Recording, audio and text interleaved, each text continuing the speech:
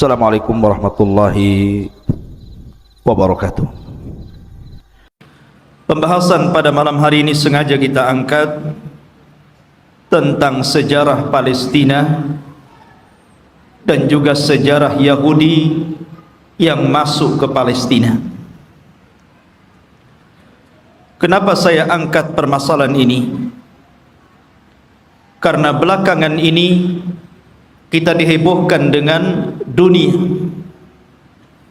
tentang pernyataan pemimpin Amerika Donald Trump yang hendak memindahkan ibu kota Israel ke Yerusalem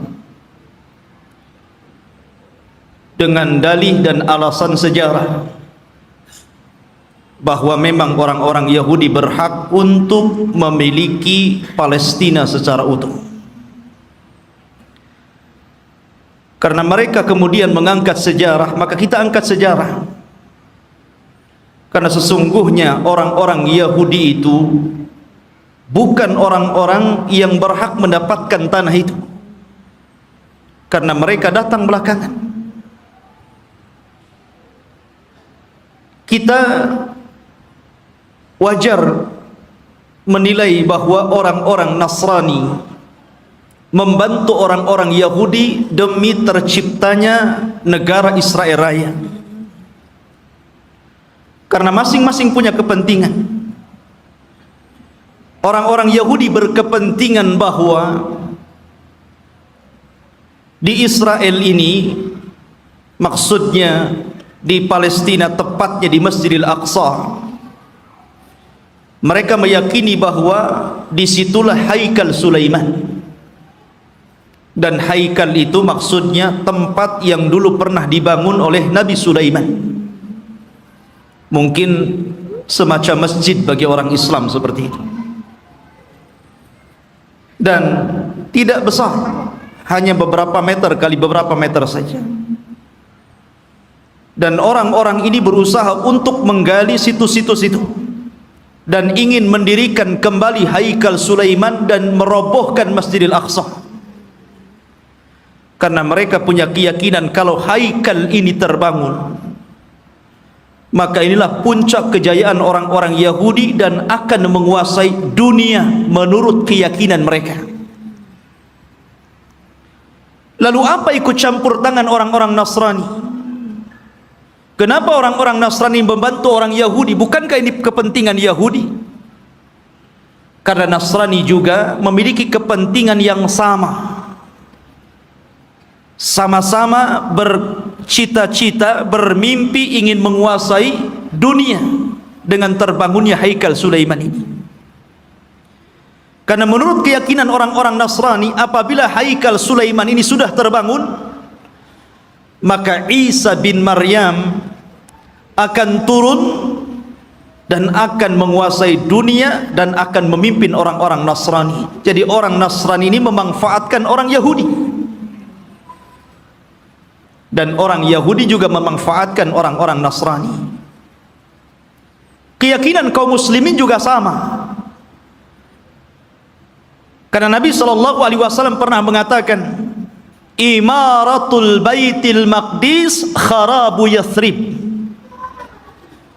Kelak bahwa Baitul Maqdis akan menjadi pusat kekuatan kaum muslimin ketika Allah bangkitkan Al-Mahdi Al-Muntadhar Muhammad bin Abdullah, dan akan menguasai dunia. Jadi rupanya tiga agama ini punya kepentingan masing-masing. Yahudi punya kepentingan, Nasrani punya kepentingan, dan tentunya kita kaum muslimin juga punya kepentingan. Sama-sama bermimpi akan menguasai dunia, tapi bagi umat Islam ini bukan mimpi, tapi ini sebuah kenyataan. Nabi SAW yang bersabda bahwa kelak kekuatan kaum muslimin akan menyatu di Syam, tepatnya di Palestina. Ma'asyiral muslimin rahimani wa rahimakumullah. Maka kita akan angkat sejarah Palestina dan juga sejarah orang-orang Yahudi ini. Sebelum saya angkat sejarah ini, saya ingin menjelaskan tentang fadail Palestina dulu, keutamaan negeri Palestina ini. Negeri Palestina, ikhwan, di situ ada satu kiblat yang dijadikan kiblat pertama dalam Islam. Karena ketika Nabi SAW salat, di awal salat sebelum Allah Subhanahu wa taala memalingkan kiblat, maka kiblatnya Rasul dan para sahabat menuju Baitul Maqdis. Barulah setelah kemudian Nabi SAW berdoa kepada Allah agar kiblat itu dialihkan ke Masjidil Haram. Turunlah ayat, qad nara taqalluba wajhika fis sama falanuwalliyannaka kiblatan tardaha fawalli wajhaka syatral Masjidil Haram.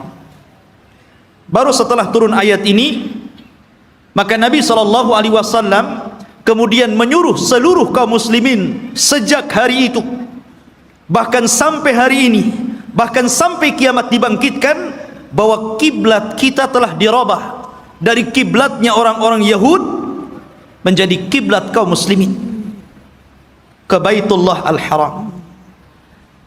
Dari sini menunjukkan bahwa ada sejarah bahwa Baitul Maqdis yang ada di Palestina adalah kiblatnya kaum muslimin.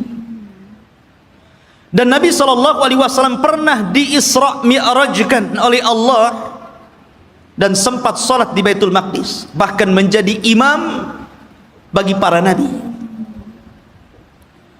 Kemudian ikhwatu fiddin yang dimuliakan Allah Azza wa Jalla, negeri Palestina ini adalah negerinya para nabi dan rasul. Negeri ini adalah negerinya para nabi dan rasul. Negerinya Ibrahim alaihi salatu wassalam, negerinya Ishak, negerinya Ya'qub, negerinya Ismail dilahirkan di situ walaupun kemudian hijrah ke Mekah. Negerinya Daud alaihi salatu wassalam, negerinya Nabi Yusuf, negerinya Sulaiman, negerinya Yahya, dan para nabi banyak diutus di negeri ini. Jadi negeri ini adalah negerinya para nabi. Bahkan sebagian para nabi dikubur di sini, seperti Ibrahim alaihi salatu wassalam dikubur di Khalil, Palestina. Kemudian juga Nabi Yusuf alaihi salatu wassalam dahulu dikubur di Mesir, tapi kemudian jasadnya dibawa ke Palestina dan dikubur di Palestina. Kemudian juga kuburannya Nabi Ishak alaihi salatu wassalam, kuburannya Nabi Ya'qub, Nabi Harun, Nabi Musa, seluruh para nabi ini dikubur di Palestina. Jadi ini memang negerinya para nabi, ikhwan. Negeri yang sangat suci, negeri tersuci ketiga setelah Mekah, Madinah, kemudian Syam. Dan Nabi SAW pernah bersabda, tuba lisyam, tuba lisyam, tuba lisyam. Kata Nabi SAW, beruntung orang-orang Syam itu, beruntung orang-orang Syam itu, beruntung orang-orang Syam itu. Kemudian sahabat bertanya, kenapa wahai Rasul? Karena Syam, para malaikat Allah mengepak-ngepakkan sayapnya di atas negeri itu, dan Palestina bagian daripada negeri Syam. Ma'asyiral muslimin, kita tahu bahwa Masjidil Aqsa adalah memiliki keistimewaan yang sangat besar. Sebagaimana ketika Allah Subhanahu wa taala menyebutkan keistimewaan Masjidil Haram, kemudian Masjidin Nabawi, maka Masjidil Aqsa juga sama. Orang yang salat di situ sebanding dengan orang yang salat 500 kali salat di masjid-masjid yang lainnya. Ini keistimewaan yang sangat besar. Bahkan para nabi, para ulama, orang-orang saleh banyak berziarah ke masjid ini. Negerinya para ulama, negerinya kitab-kitab. Banyak para ulama yang kemudian terlahir di negeri Palestina. Kita tahu bahwa Imam Syafi'i lahir di mana? Di Gaza, Gaza Palestina. Di sana ada Al-Asqalan. Kita kenal dengan Al-Imam Ibnu Hajar Al-Asqalani. Asqalan Palestina. Jadi banyak para ulama dunia, bukan ulama kecil, ulama dunia, itu lahir di Palestina. Bahkan Nabi SAW melarang tidak boleh safar dalam rangka ibadah kecuali di 3 tempat: Masjidil Haram, Masjid Nabawi, dan Masjidil Aqsa. Kata Rasul, la tushaddur rihal illa ila thalathati masajid. Tidak boleh kalian melakukan safar dalam rangka ibadah kecuali di 3 masjid ini. Salah satunya Masjidil Aqsa. Bahkan Nabi SAW pernah berdoa, Allahumma barik lana fi syamina wa barik lana fi yamanina. Ya Allah, berkahi negeri Syam kami. Ya Allah, berkahi negeri Yaman kami. Di sini Rasul mendahulukan Syam kemudian Yaman, menunjukkan bahwa Syam lebih utama dibandingkan Yaman. Ini menunjukkan bahwa Syam negeri yang penuh berkah. Rasul yang mendoakan. Kemudian juga ikhwatu fiddin yang dimuliakan Allah Azza wa Jalla, para sahabat Nabi SAW banyak yang hijrah ke negeri Palestina, berziarah ke sana. Di antaranya adalah Umar ibn al-Khattab radhiyallahu an, Abu Ubaidah Amir ibn al-Jarrah, kemudian juga Safiyah istri Nabi, Safiyah bintu Huyai, kemudian juga Mu'adh ibn Jabal, Abdullah ibn Umar, Salman al-Farisi, Abu Dhar al-Ghifari, kemudian Abu Hurairah radhiyallahu an, Bilal ibn Rabah, Amr ibn As, Muawiyah bin Abi Sufyan, dan banyak lagi para sahabat Rasul yang mereka hijrah dan berziarah ke negeri Palestina ini. Artinya ini negeri para sahabat Rasul, bukan hanya negeri para nabi dan rasul, dan juga negeri para sahabat, negeri para ulama, negeri kitab-kitab ahli sunnah wal jamaah. Jadi memang luar biasa. Bahkan negeri ini kelak akan menjadi berkumpulnya seluruh manusia, karena negeri ini disebut mahsyar. Di antara tanda-tanda kiamat, akan muncul api dari Hadraul Maut, kemudian akan menggiring manusia dan mengumpulkan di Syam. Saat itulah kiamat dibangkitkan. Masyarul muslimin, dan banyak lagi kalau kita bercerita tentang keutamaan Palestina. Lalu sejarahnya, kapan negeri ini memiliki penduduk dan manusia? Apakah orang-orang Yahudi yang mengklaim bahwa mereka adalah memiliki tanah Palestina dan sekitarnya, ataukah siapa? Disebutkan ikhwatu fiddin dalam sejarah, baik sejarah yang dicatat oleh para ulama Islam ataupun sejarah yang dicatat Barat. Bahkan sejarah ini juga tertera dalam perjanjian lama, Taurat, bahwa dahulu yang menghuni negeri tersebut bukan Yahudi. Yahudi itu jauh datang belakangan. Ya. Bagaimana mungkin kemudian Yahudi mengklaim bahwa itu adalah tanah mereka? Mereka datang belakangan. Mereka adalah umat yang terusir dari Mesir. Orang-orang Yahudi hidup di Mesir dari Bani Israel. Kemudian dibawa hijrah oleh siapa? Musa. Nabi Musa alaihi salatu wassalam yang membawa Bani Israel sampai ke Palestina. Jadi mereka itu datang belakangan. Lalu siapa yang pertama kali, menurut situs sejarah ada yang mengatakan bahwa orang-orang yang menempati negeri itu adalah satu kabilah yang bernama Kan'aniyun. Kan'aniyun ini kabilah keturunan dari Syam ibn Nuh alaihi salatu wassalam. Artinya ini kabilah dari Jazirah Arab. Jadi orang Arab yang pertama kali memiliki tanah itu. Jadi dahulu ketika terjadi terjadi paceklik yang luar biasa di Jazirah Arab, sehingga banyak kelaparan dan meninggal, maka kemudian mereka mencari tanah untuk hidup, karena mereka sudah tidak bisa hidup lagi di Jazirah Arab. Maka mereka pun berhijrah sampailah ke negeri yang hari ini disebut dengan Palestina. Jadi mereka adalah kabilah Kan'aniyun. Kabilah Kan'aniyun, kabilah dari Arab. Dan mereka memiliki beberapa kabilah. Ada namanya kabilah Amuriyun. Kabilah Amuriyun ini kabilah yang hidup di lembah-lembah di Palestina. Kemudian ada kabilah namanya Yaguthiyun. Dan mereka hidup di negeri di sekitar Al-Quds, yang kita kenal dengan Masjidil Aqsa, Baitul Maqdis. Kemudian adapun Kan'aniyun, maka mereka hidup di satu daerah yang bernama Arihah, dan Arihah adalah kota tertua di dunia.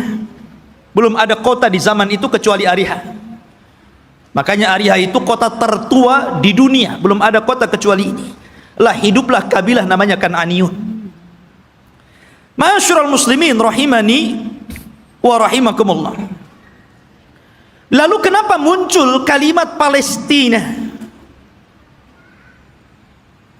Kalau antum membaca dalam perjanjian lama Taurat, bahkan disebutkan juga dalam Injil, tidak ada kalimat Bani Israel atau Yahudi. Yang ada adalah kabilah Kan'aniyun. Itu mereka mengakui dan tercantum dalam kitab-kitab mereka. Nggak ada Bani Israel, nggak ada Yahudi, apalagi Yahudi datang belakangan gitu kan dibandingkan Bani Israel. Munculnya kabilah ini, kita tahu bahwa Palestina itu berdekatan dengan Mesir, karena dipisah dengan Sohra, hanya dipisah dengan padang pasir yang luas. Jadi antara Mesir dan Palestina itu berdekatan. Ya, di situ ada jalur Gaza namanya. Itu pemisah antara Palestina dan Mesir gitu kan. Lah, ada satu kelompok yang kemudian ketika itu menyerbu Mesir. Yang kemudian akhirnya terjadilah kesepakatan, karena waktu itu antara Palestina dan Mesir menyatu. Bukan beda negara kayak sekarang, tidak, menjadi satu. Sehingga kemudian ketika kelompok yang menyerang Mesir ini kemudian berdamai, maka mereka pun meminta daerah yang disebut dengan Al-Falas, yang kemudian belakangan disebut Palestina, dan sekarang kita kenal dengan Palestina. Dari situlah ikhwatu fiddin bahwa kabilah yang menyerbu ini akhirnya menetap di sebuah tempat namanya Falas. Lah sebelumnya sudah ada orang-orang Arab yang tinggal di situ. Ya. Sehingga kemudian akhirnya karena berlalunya zaman, berlalunya masa, berkembangnya mereka, akhirnya saling menikah sesama mereka.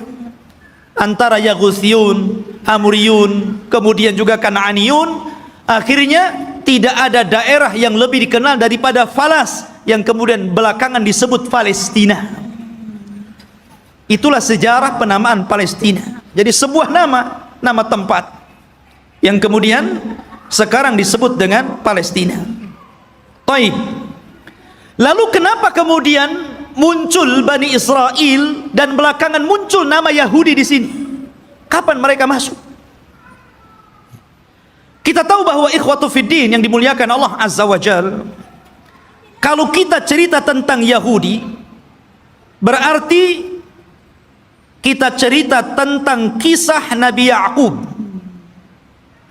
Nabi Ya'qub alaihi salatu wassalam dan anak keturunannya. Sedikit saya akan sebutkan tentang kisah Nabi Yakub dulu biar antum lebih paham dari mana munculnya orang-orang Yahudi Bani Israel ini. Nabi Ibrahim alaihi salatu wassalam, ikhwan, itu memiliki 2 istri dan 1 budak. Ibrahim itu memiliki 2 istri dan satu budak. Walaupun yang kita kenal hanya memiliki 1 namanya Sarah dan memiliki budak namanya Hajar. Dia memiliki istri lain dan punya anak. Ya. Tetapi yang masyhur adalah dari Siti Sarah. Lahirlah seorang yang kemudian menjadi nabi penerus Ibrahim, namanya Ishak. Nabi Ishak. Dari Ishak inilah kemudian lahir namanya Yakub. Yakub ini banyak saudaranya, dan selalu ada konflik antara Yakub dan saudara-saudara Yakub yang lainnya. Lah Yakub ini anak Ishak yang paling saleh, yang kemudian menjadi penerus Ishak, menjadi nabi juga, Nabi Yakub namanya. Sehingga dia terkadang di malam hari selalu menyendiri, selalu pergi di malam hari. Dalam bahasa Arab, pergi di malam hari itu namanya Isra. Makanya ada Isra, ada Mi'raj. Isra itu perjalanan malam yang ditempuh Rasul dari Masjidil Haram ke Masjidil Aqsa. Ya. Kemudian karena Yakub ini selalu berjalan tengah malam, makanya kemudian dia pun disebut Israel. Karena Isra itu diambil dari suka berjalan tengah malam. Tapi ada juga yang mengatakan Isra itu artinya abdun dan il itu adalah Allah. Jadi artinya Abdullah. Karena Yakub itu selalu beribadah kepada Allah Subhanahu wa taala, maka orang-orang di zaman itu karena menggunakan bahasa Ibrani menyebutnya sebagai Israel. Jadi penamaan Israel itu dari siapa? Nabi Yakub. Ya. Dan Nabi Yakub alaihi salatu wassalam itu memiliki 4 istri, 2 sah dan 2 budak. Maksudnya yang 2 sah istri dia dan 2 budak, dan semuanya melahirkan anak, sehingga jumlahnya menjadi 12. Lah dari salah satu istri Nabi Yakub namanya Rahil, lahirlah seorang nabi yang kelak akan meneruskan Yakub kenabiannya, namanya Yusuf, dan juga saudaranya namanya Binyamin. Kita tahu bahwa sejarah ini ma'ruf, sering diceritakan kan. Yusuf dizalimi saudara-saudaranya, akhirnya kemudian dibuang ke sumur, kemudian dipungut oleh para pedagang, sampailah di Mesir, kemudian dibeli oleh para pejabat Mesir, kemudian belakangan menjadi bendaharawan Mesir. Dari sinilah kemudian Yusuf memborong seluruh keluarganya dari Palestina menuju Mesir. Tidak ada satupun keturunan Yakub yang tinggal di Palestina. Semua berangkat ke Mesir. Ya. Tidak ada satupun. Jadi 12 saudara Nabi Yusuf itu semuanya berangkat ke Mesir, dan ditampung oleh Nabi Yusuf alaihi salatu wassalam karena dia telah menjadi pejabat besar di Mesir, bendaharawan, dan sangat dihormati oleh kerajaan Mesir ketika itu. Lah selama Nabi Yusuf hidup, maka Yakub dan anak-anaknya diberikan sebuah daerah, kemudian mereka hidup di situ, dan mereka mendapatkan fasilitas yang luar biasa disebabkan oleh Nabi Yusuf alaihi salatu wassalam. Maka beranak pinaklah orang-orang ini yang kemudian keturunan dari 12 putra Yakub disebut Bani Israel. Keturunan Israel, Nabi Yakub. Ya. Selama mereka berada di Mesir dan Nabi Yusuf masih hidup, mereka dihargai. Mereka hidup senang, hidup mewah, mereka berkembang biak luar biasa. Tapi setelah Nabi Yusuf alaihi salatu wassalam meninggal dunia, mulailah kemudian Mesir menekan mereka. Mulailah suku Kipti, suku terbesar ketika itu yang menguasai Mesir, rajanya namanya Fir'aun, mulailah menjajah Bani Israel ini. Belakangan kemudian Bani Israel menjadi budaknya Fir'aun. Budaknya Fir'aun, tertindas mereka. Karena tertindas inilah, maka kemudian Allah Subhanahu wa ta'ala utus kepada mereka secara singkat siapa? Nabi Musa. Nabi Musa diutus kepada mereka menjadi Rasul Bani Israel dan untuk mendakwahi Fir'aun. Dan subhanallah ikhwan, kita tahu bahwa di zaman Bani Israel diutusnya Nabi Musa alaihi salatu wassalam kepada mereka, Bani Israel ini menyaksikan 9 mukjizat besar di hadapan mereka dengan mata mereka sendiri. Ketika mukjizat itu turun kepada bangsa Fir'aun, orang-orang Bani Israel juga melihat. Dan 9 mukjizat itu disebutkan di dalam Al-Quranul Karim. Yang pertama, mukjizat yang kita dikenal dengan hajar, batu. Batu yang mengeluarkan 12 mata air. Dan Allah Subhanahu wa ta'ala mengatakan, wa idistasqa Musa liqaumihi faqul nadrib bi asakal hajar fanfajarat minhu ithnata asyrata ainan. Dan ketika Bani Israel meminta hujan kepada Nabi Musa karena mereka sudah kehausan, tidak ada air, maka Allah Subhanahu wa ta'ala firmankan, pukullah wahai Musa batu itu. Maka dipukullah oleh Musa batu tersebut, tiba-tiba memancar 12 mata air. Mukjizat. Dari sini mereka menyaksikan mukjizat ini. Tapi Bani Israel ini ikhwan adalah orang yang sangat keras kepala. Nanti kita akan sebutkan bagaimana keras kepalanya orang ini. Ya. Kemudian yang kedua, mereka menyaksikan bagaimana terbelahnya lautan. Betul-betul menyaksikan itu, dan mereka melewati lautan. Ketika Fir'aun mengejar-ngejar Nabi Musa dan Bani Israel yang lari dari Mesir ke Palestina, kemudian mereka dihadang oleh lautan besar, maka Allah Subhanahu wa ta'ala mengatakan, fa'auhayna ila Musa anidrib bi'asakal bahra. Dan kami wahyukan kepada Musa agar memukul dengan tongkatnya lautan. Fanfalaka fakana kullu firqin kataudil adhim. Maka kemudian tiba-tiba lautan terbelah menjadi 12 jalan. Kenapa 12 terus? Karena memang Nabi Musa alaihi salatu wassalam membawahi 12 kabilah Bani Israel. Jadi mereka dikasih satu-satu mata air, satu kabilah satu. Ketika memukulkan lautan juga dibuat 12 jalan. Jadi masing-masing kabilah berjalan sendiri-sendiri. Mereka menyaksikan itu. Ya. Kemudian juga menyaksikan tongkat. Ketika Nabi Musa alaihi salatu wassalam berduel dengan tukang-tukang sihir Fir'aun, maka Allah Subhanahu wa ta'ala katakan, fa'alqa asahu fa idza hiya thu'ban mubin.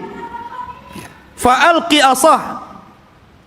Maka Musa pun kemudian melemparkan tongkatnya, tiba-tiba tongkat itu menjadi ular yang sangat besar. Bani Israel menyaksikannya, menyaksikan bagaimana tongkat Musa berubah menjadi ular besar dan memakan ular-ular kecil tukang-tukang sihir Musa. Tukang-tukang sihir Fir'aun. Kemudian juga kekurangan makanan dan hilangnya buah-buahan, sehingga Fir'aun dan juga kabilah-kabilah Fir'aun dari kalangan Kibti, mereka merasa kelaparan, susah cari buah-buahan. Allah Subhanahu wa ta'ala berfirman, walaqad aqadna ala fir'auna bisinin wa naqsim minats thamarati la'allahum yadhakkarun.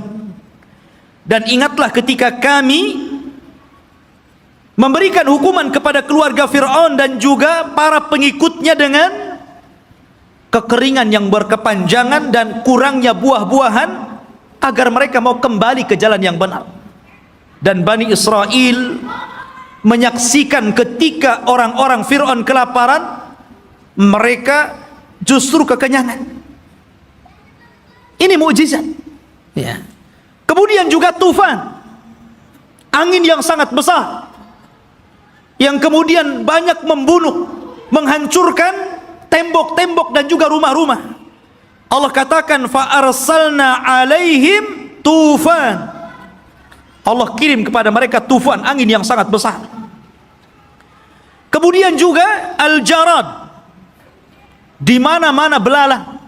Belalang di mana-mana, ikhwan. Di rumah-rumah, di dapur-dapur, bahkan di tempat tidur, belalang di mana-mana.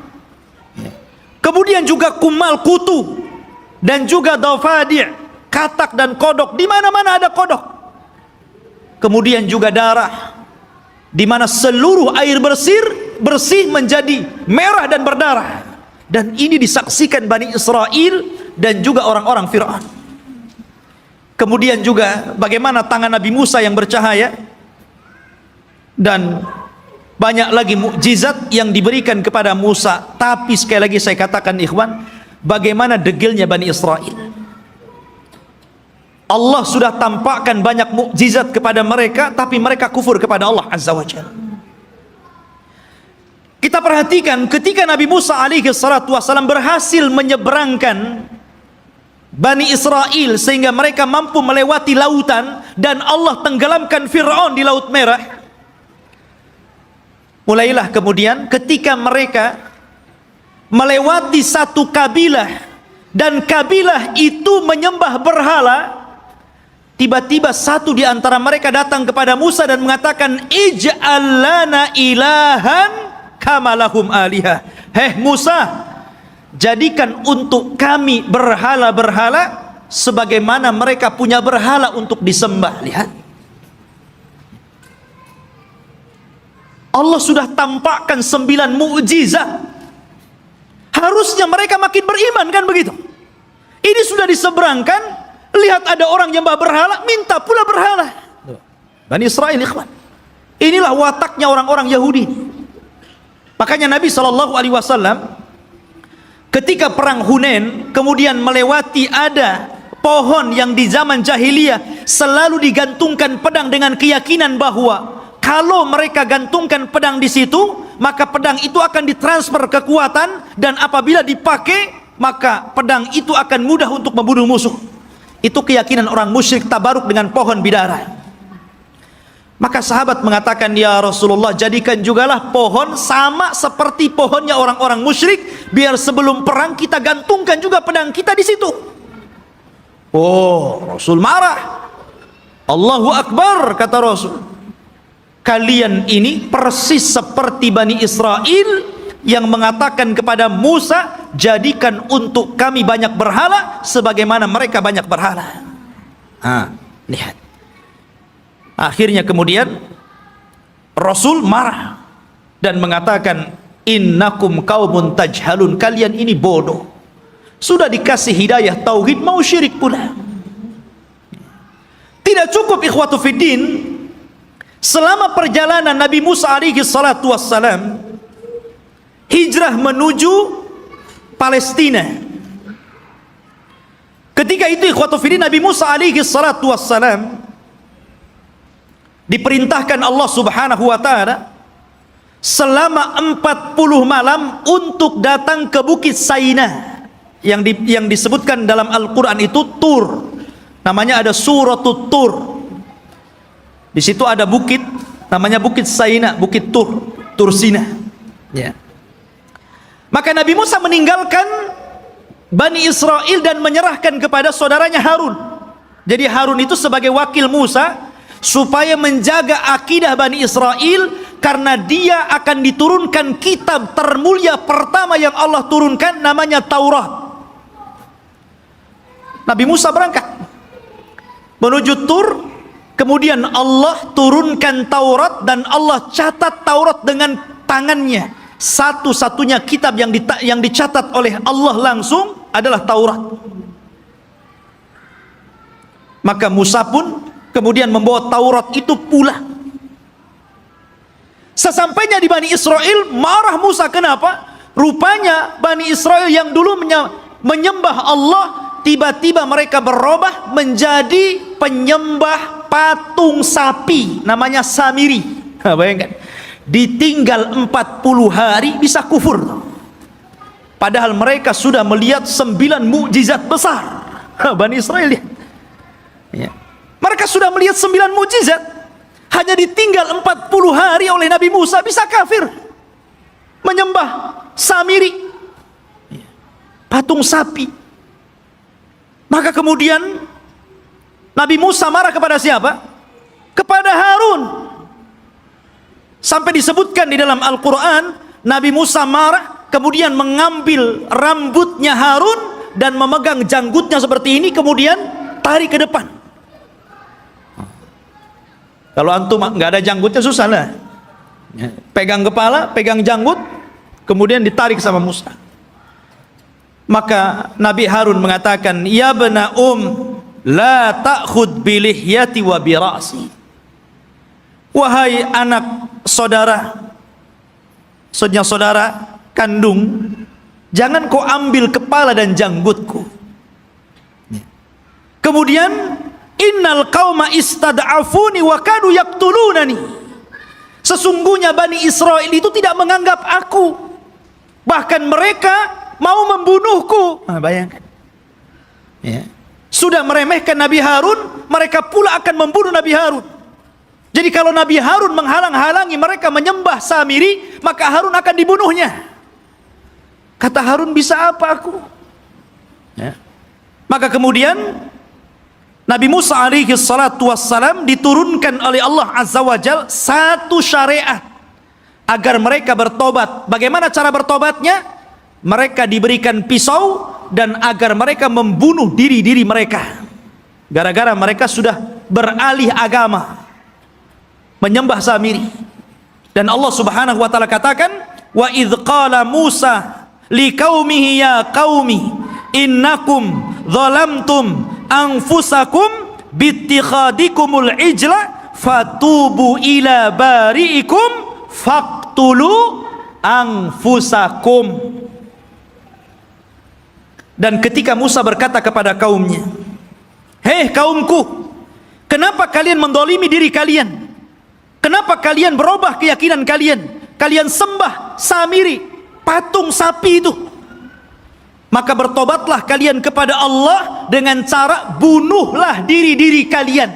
Lihat, tobatnya zaman dulu ngeri, Pak. Ya, ini tobatnya zaman dulu. Kalau orang sekarang enak tobatnya kan, orang Muslim kemudian murtad, tinggal balik lagi syahadat. Orang dulu nggak kayak gitu ya. Kalau murtad ambil pisau bunuh. Untung antum jadi umatnya Rasul. Ini umatnya Nabi Musa berat, ya. Tobatnya megang pisau dibunuh sendiri. Maka Nabi Musa mengatakan, taatilah hukum Allah ini, isma'u wa ati'u, dengarkan dan taati. Tiba-tiba mereka mengatakan, sami'na wa asayna, ya kami dengar tapi kami bermaksiat, gak mau. Makanya Nabi SAW pernah marah kepada para sahabatnya gara-gara ketika Allah Subhanahu wa taala turunkan ayat di akhir surah Al-Baqarah, ketika Allah Subhanahu wa taala berfirman tentang masalah amalan hati yang akan dihisab. Wa in tukhfu ma fi sudurihim wa in tubdu aw tukhfuhu yuhasibkum bihillah. Apapun yang kalian tampakkan dari amalan kalian, apapun yang kalian sembunyikan dari amalan kalian, maka Allah akan menghisab kalian. Sahabat mendengar ayat ini berat. Kalau yang tampak bolehlah, kalau yang enggak tampak macam mana pula dihisab. Karena setiap orang itu tidak lepas daripada hati yang terkadang punya keinginan untuk berbuat jahat walaupun tidak sampai. Semua orang kan seperti itu. Tidak mungkin hati itu bersih terus kan mau melakukan kebaikan. terkadang hati kita ini memiliki keinginan yang berbeda, kejahatan. Kalau yang tersembunyi akan dihisab berat bagi kami wahai Rasul. Maka Nabi SAW marah dan mengatakan, atakuluna kama qalat ahlul kitabaini qalu sami'na qulu sami'na wa ata'na. Maka mereka mengatakan sami'na wa asaina.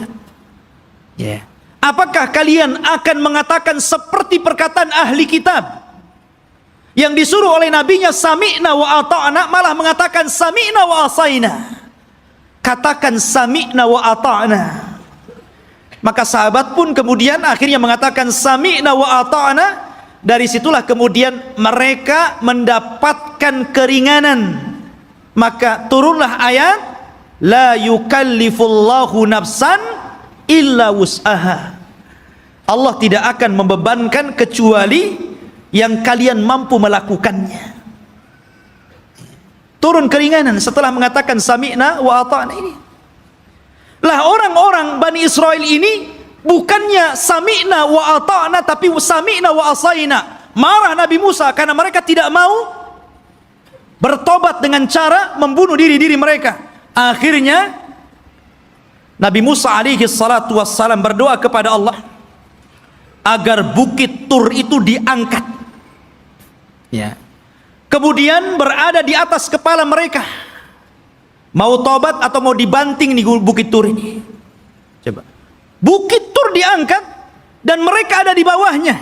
Dan Allah katakan, wa idna taqnal jabala fawqahum ka'annahu dhullatun wa dhannu annahu waqi'un bihim khudhu ma atainakum biquwwah wadhkuru ma fihi la'allakum tattaqun.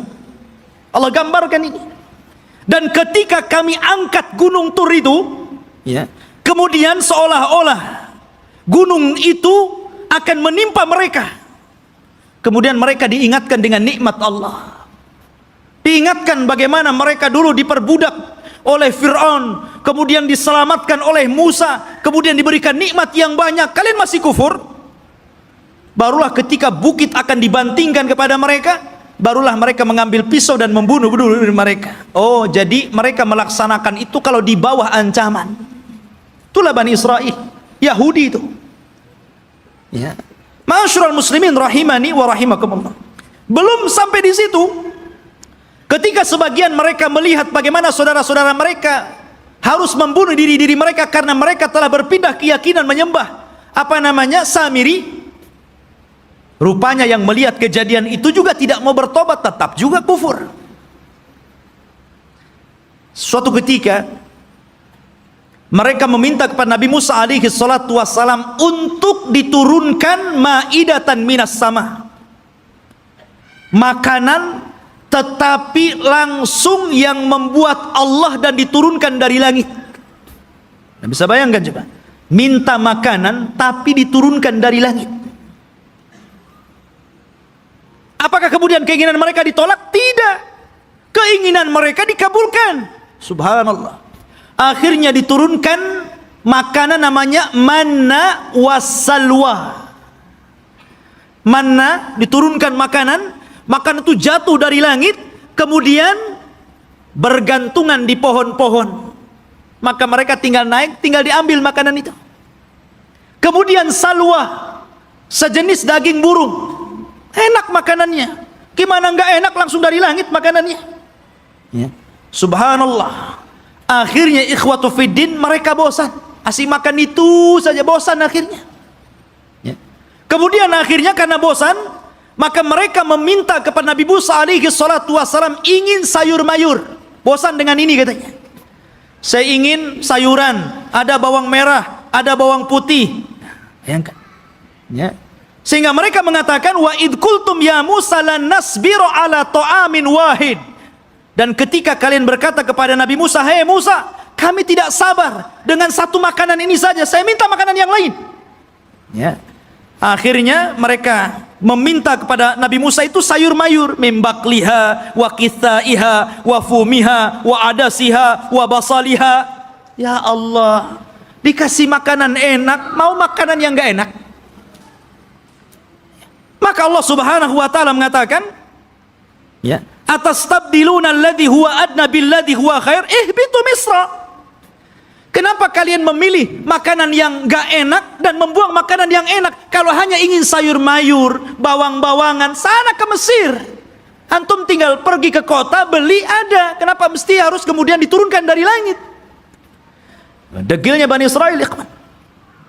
Ya, sudah Allah Subhanahu wa taala utamakan mereka, tetap saja mereka kufur kepada Allah Subhanahu wa taala. Bahkan suatu ketika, ikhwatu fiddin, ini masih di tengah perjalanan hijrah mereka sampai ke Palestina ini, di sepanjang jalan mereka itu diperlihatkan mukjizat yang banyak. Akhirnya suatu ketika ada salah seorang terbunuh. Kemudian Allah Subhanahu wa taala mewahyukan kepada Nabi Musa agar memotong seekor sapi betina. Kemudian dipukulkan dagingnya kepada orang yang mati, maka dia akan hidup sesaat dan akan menyebut siapa pembunuhnya. Tapi orang Bani Israel ini tidak mau melaksanakan dan mengira itu adalah olok-olokan dari Musa. Gimana Musa ini? Kita ini mencari siapa yang membunuh orang ini. Kenapa disuruh menyembelih seekor sapi? Apa kaitan pembunuhan dengan seekor sapi? Maka Musa mengatakan, sudah, lakukan saja. Kalau mereka melakukan, selesai sebenarnya. Tapi mereka mengatakan, sapinya seperti apa? Warnanya kayak apa? Kemudian sapi ini sudah dibajak atau belum? Coba nyari yang susah. Ya. Akhirnya kemudian disifatkan tuh oleh Allah Subhanahu wa taala bagaimana sapinya. Sapinya safraun faqi'ul launuha tasurrun nadhirin. Warnanya harus kuning mengkilat. Yang kalau orang lihat itu senang. Kan belum tentu ada orang senang. Ini harus senang kalau orang-orang melihat. Susah juga kan? Ya, awanun baina dzalik. Harus enggak boleh tua, enggak boleh muda. Ya. La dalulun fihi wala, dan tidak juga pernah dipekerjakan, artinya tidak pernah dijadikan untuk membajak sawah dan kebun. Pokoknya sulit. Makanya Allah mengatakan hampir-hampir mereka tidak mendapatkan sapi itu. Bukan tidak ada sapinya, ada sapinya, tetapi mereka tidak sanggup menebusnya karena Allah takdirkan sapi itu yang punya anak yatim. Kemudian karena itu satu-satunya warisan dari orang tuanya, anak yatim yang saleh dari keluarga yang saleh. Maka malaikat menjelma manusia, ngomong sama anak yatim itu, nak, nanti sebentar lagi ada orang yang akan menawar sapimu. Jangan kau kasih kecuali kau jual dengan seberat emas seberat sapimu. Gimana kan coba? Mengumpulkan emas seberat sapi itu gimana itu? Ya. Akhirnya kemudian karena memang itulah syaratnya gitu kan, harus membeli sapi dengan seberat emas sebesar sapi, ya terpaksa orang-orang mengumpulkan apa yang diminta anak itu. Kaya anak ini kan gitu. Ya coba. Seperti itu ta'annutnya orang-orang Bani Israel. Jadi memang aduh, orang Bani Israel ini keras kepala. Jadi antum jangan kayak Bani Israel. Keras kepala. Ya. Bahkan setelah kejadian ini betul-betul mendapatkan sapi, kemudian dipukulkan kepada orang mati dan hidup lagi, kemudian menyebut siapa pembunuhnya. Bukannya mereka bertobat dengan melihat mukjizat ini, bahkan summa qasat qulubuhum, malah keras hatinya, ikhwan, makin keras. Bahkan Allah mempermisalkan, kalau hati ini keras, batu loh, kalau terkena tetesan air bisa bolong. Tapi hatinya Bani Israel lebih keras daripada batu. Bayangkan, itu Bani Israel.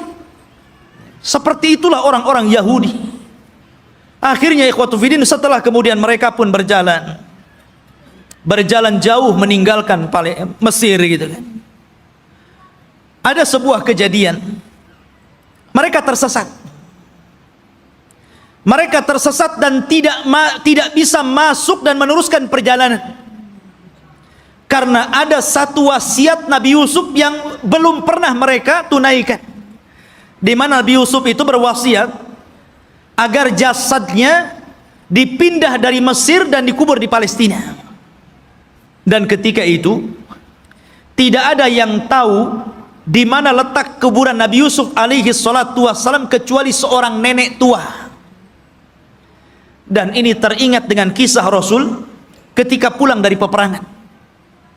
Ketika itu Nabi Shallallahu Alaihi Wasallam kehabisan bekal, kemudian singgah di salah satu perkampungan di perbatasan Madinah, perkampungan orang-orang Yahudi yang terusir dari Madinah karena berkhianat. Rupanya Rasul dijamu oleh seorang nenek Yahudi. Karena sudah kehabisan bekal, maka Rasul pun mampir dan diberikan jamuan yang luar biasa. Nabi itu tidak pernah melupakan kebaikan orang, walaupun yang berbuat baik itu orang kafir. Karena balasan yang baik itu harus kebaikan, ikhwan.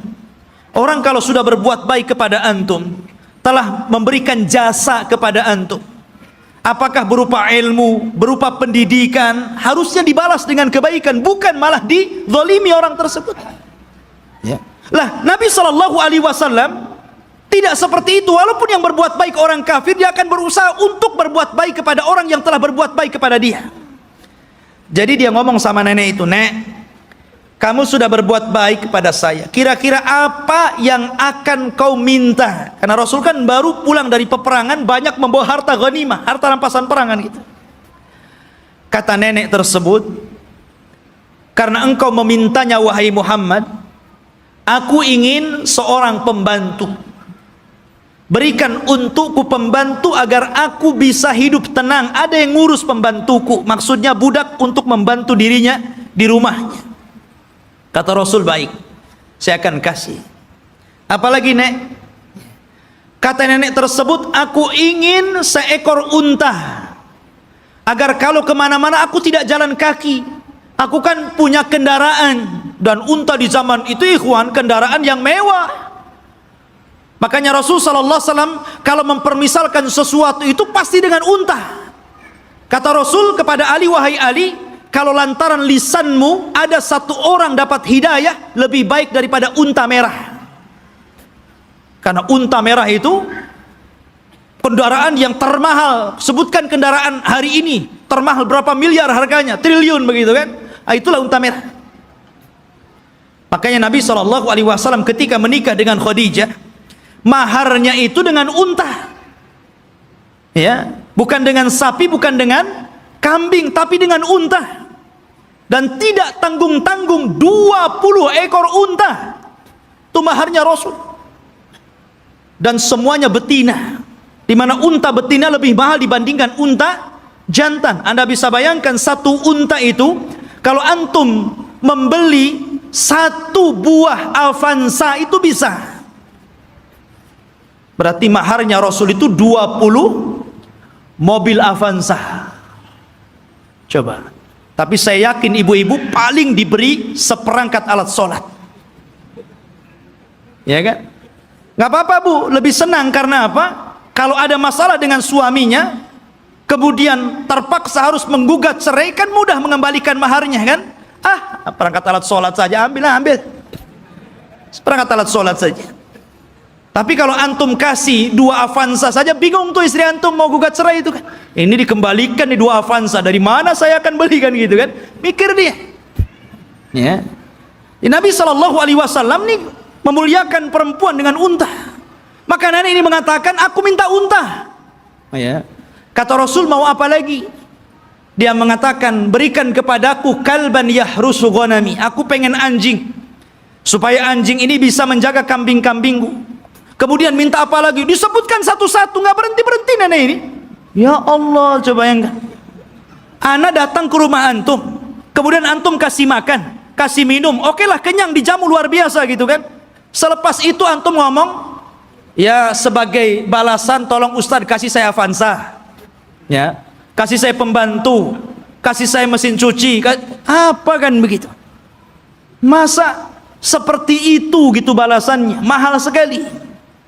Maka Nabi mengingatkan kepada nenek itu, "Heh nenek, ya, apakah engkau lemah untuk menjadi seorang nenek di zaman Bani Israel?" Sahabat heran, apa maksudnya? Rasul, apa maksudnya nenek di zaman Bani Israel itu? Kita masuk dalam cerita ini. Jadi ketika Nabi Musa mencari kuburan Nabi Yusuf tidak ada yang tahu kecuali seorang nenek di zaman Bani Israel. Dia yang tahu di mana letak kuburannya. Maka Musa mengatakan, wahai nenek, tunjukkan kepadaku di mana kuburan Nabi Yusuf. Kami akan bawa jasadnya dan kami kubur di Palestina. Kata nenek tersebut, tunggu dulu, semua ada bayarannya. Ya. Nggak main tunjuk-tunjuk saja, ada bayarannya. Kata Nabi Musa, apa bayarannya? Sebutkan. Maka nenek ini mengatakan, ya Musa, inni uridul jannah wa inni uridu ma'aka fil jannah. Wahai Musa, aku ingin sorga dan aku ingin bersama kamu di sorga. Subhanallah. Dia tidak ingin dunia. Tapi tentu ini lebih parah dibandingkan nenek di zaman Rasul, kan gitu. Di zaman Rasul dunia pengen unta kasih untai, ini minta sorga lebih tinggi lagi. Masa hanya nunjukkan kuburan Nabi Yusuf minta sorga? Ya Musa diam sajalah. Dia tidak punya sorga, apa yang mau dibuat?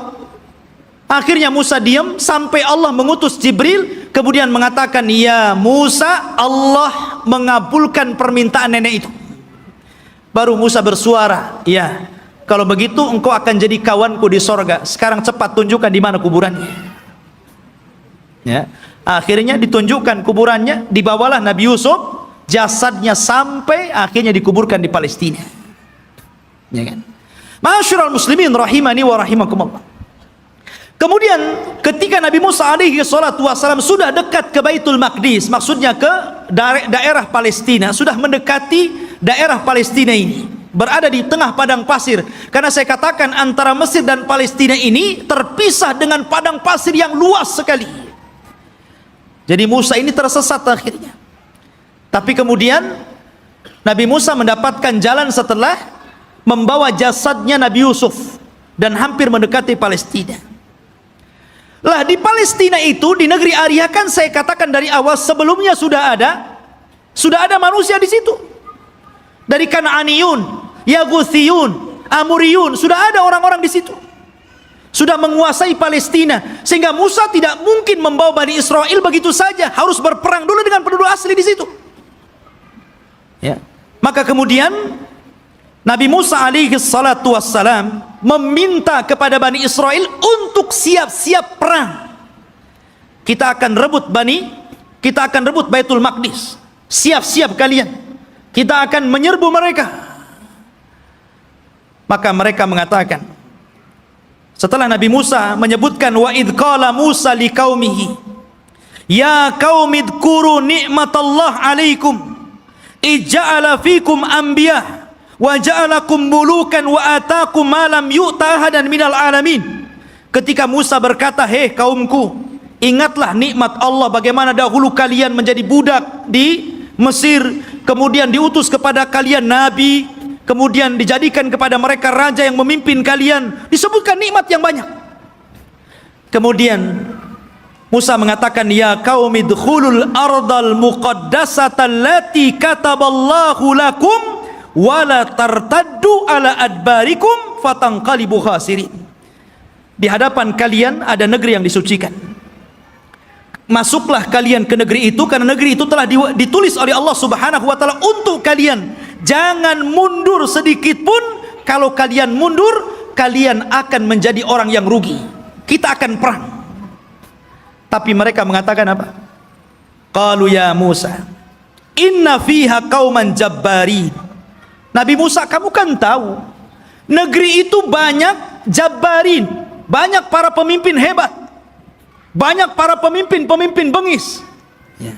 Inna lanadkhulaha, kami tidak akan masuk hatta yakhruju minha, sampai orang-orang itu keluar. Fa in kharaju minha fa inna dakhilun, kalau mereka sudah keluar dari negeri itu, kami yang masuk. Lihat, kata Nabi Musa alaihi salatu wassalam, ada dua orang laki-laki yang diberikan nikmat oleh Allah Azza wa Jalla. Qala rajulan minal ladzina yakhafuna an'amallahu alaihima, dari orang-orang yang takut kepada Allah, Allah berikan nikmat kecerdasan kepada dua orang itu, dan mengatakan udkhulu alaihimul bab fa idza dakhaltumuhu fa innakum ghalibun wa 'alallahi fatawakkalu in kuntum mu'minin. Sudah, kalian siap-siap saja, kita akan masuk ke negeri itu, kalian pasti menang, dan tambatkan hati kalian kepada Allah subhanahu wa ta'ala.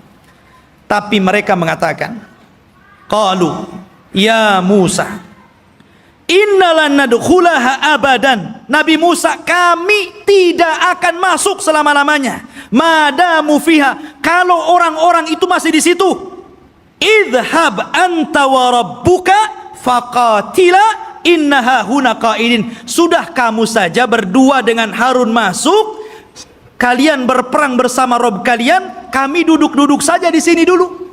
Coba bayangkan, ini Bani Israel, orang Yahudi ini, nyuruh Nabi Musa berdua berperang, mereka duduk-duduk nunggu menang baru masuk. Makanya perbedaan sahabat Rasul dengan perbedaan sahabat Nabi Musa alaihi salatu wassalam tidak demikian. Mereka mengatakan kami berperang bersama Rasul. Ketika perang Ahzab dan dimenangkan kaum muslimin, darah para sahabat belum kering, masih bercucuran, belum lagi beristirahat. Tiba-tiba Nabi SAW diwahyukan malaikat Jibril dan mengatakan, hei Muhammad, katakan kepada pasukanmu, para sahabatmu, berangkat ke Bani Quraidah, kepung mereka, serbu mereka, karena mereka sudah berkhianat. Sahabat belum istirahat, baru menang di perang Ahzab, darah mereka masih bercucuran. Tiba-tiba Rasul mengumpulkan pasukan dan mengatakan, idhabu ila Bani Quraidah fala tusalliyanna ahadukumul asra illa fi Bani Quraidah. Kata Rasul, berangkat kalian semua, serbu Bani Quraidah, jangan sholat asar di jalan sampai kalian tiba di Bani Quraidah, serbu mereka. Tapi sahabat mengatakan sami'na wa ata'na, berangkat mereka. Makanya Allah subhanahu wa ta'ala katakan, lilladzina stajabu lillahi walir rasul min ba'di ma asabahumul qarah lilladzina ahsanu minhum wattaqau ajrun azim. Bagi orang-orang yang mereka memenuhi panggilan Allah dan Rasulnya, setelah mereka ditimpa luka-luka peperangan, mereka mendapatkan pahala yang besar jika mereka berbuat baik dan bertakwa terus kepada Allah subhanahu wa ta'ala. Itulah sikap para sahabat. Berbeda dengan sahabatnya Nabi Musa, justru mengatakan, engkau saja dengan Harun berperang bersama Tuhanmu, kami duduk-duduk di sini. Lihat bagaimana kurang ajarnya Bani Israel kepada Nabi Musa alaihi salatu wassalam. Maka Nabi Musa mengatakan, Rabbi inni la amliku illa nafsi wa akhi. Wahai Rabb, aku tidak memiliki kecuali diriku dan saudaraku Harun. Fafruq bainana wa baina qaumil fasikin, pisahkan kami dengan orang-orang yang fasik. Maka dengan sebab itu ikhwan, karena mereka sudah menentang Nabi Musa, maka mereka pun dibuat oleh Allah tidak tahu kemana harus berangkat. Jadi negeri itu tiba-tiba oleh Allah subhanahu wa ta'ala dikepung kabut, sehingga mereka tidak tahu jalan keluar harus kemana. Ya, kalau mereka jalan ke sana, ujung-ujungnya balik lagi ke sini. Jadi mereka tidak bisa keluar dari situ. Disitulah Allah subhanahu wa ta'ala takdirkan Nabi Musa alaihi salatu wassalam meninggal dunia sebelum masuk ke negeri Al-Muqaddasah ini. Meninggal dunia Nabi Musa. Ya, setelahnya sebelumnya Harun, kemudian Nabi Musa alaihi salatu wassalam. Dan di situ ada kejadian yang luar biasa. Nabi Musa alaihi salatu wassalam difitnah oleh Qarun. Difitnah oleh Qarun. Ya. Dan kisah Qarun ma'ruf. Akhirnya belakangan ditenggelamkan oleh Allah subhanahu wa ta'ala ke dasar bumi dengan hartanya. Sehingga ada istilah harta Qarun katanya. Tapi yang jelas bahwa Nabi Musa meninggal dunia, dan ketika itu digantikan oleh pembantunya namanya Yusa ibn Nun. Akhirnya dia pun diangkat menjadi nabi. Yusa bin Nun ini adalah kawannya Nabi Musa dan juga pembantunya. Dialah yang menemani Nabi Musa ketika mencari Khidir. Kemudian Nabi Musa belajar kepada Khidir. Dan kisah Musa dengan Khidir ma'ruf, disebutkan dalam surah Al-Kahfi, dan diisyaratkan, walaupun Khidir tidak ada namanya dalam Al-Quran, tapi isyaratnya ada. Tapi yang jelas bahwa Yusha bin Nun lah yang kemudian berhasil membawa Bani Israel dan masuk ke Baitul Maqdis. Allah menangkan dalam peperangannya. Jadi Nabi Yusha inilah yang membawa pasukan, kemudian berperang dan berhasil menguasai Baitul Maqdis. Dari sini menunjukkan bahwa Bani Israel ini mereka menjajah, bukan asli situ. Mereka datang dari Mesir dengan Nabi Musa, kemudian Nabi Musa meninggal, diganti oleh Yusha bin Nun, kemudian merebut Palestina dan mereka menjadi tinggal di situ. Jadi Palestina bukan milik orang Yahudi, mereka yang menjajah di situ. Ya. Barulah kemudian Yusha bin Nun masuk ke Masjid Al-Aqsa yang sekarang disebut dengan Baitul Maqdis, sekarang Masjid Al-Aqsa. Disitulah Allah Subhanahu wa taala memerintahkan kepada Yusha ibn Nun, karena ketika itu ikhwan, peperangan ini sangat sengit. Ya. Kebetulan perang itu terjadi di hari Jumat dan tidak boleh berperang di hari Sabtu, karena orang Yahudi sangat mengistimewakan hari Sabtu. Alasannya apa? Karena hari Sabtu itu hari cutinya Allah.